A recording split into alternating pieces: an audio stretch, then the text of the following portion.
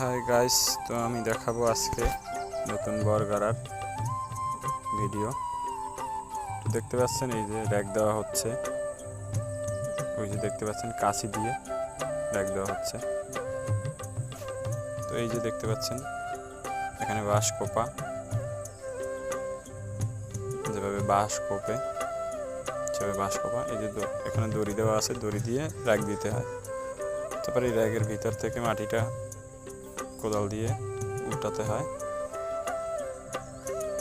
অনেকে কোদাল থেকে কাটার পর মাটিটা আবার উঠিয়ে ফেলবে,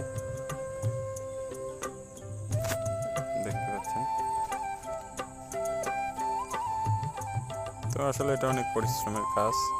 এই দেখতে পাচ্ছেন মাটির চাকাগুলা দিতে হয় একটার উপরে একটা।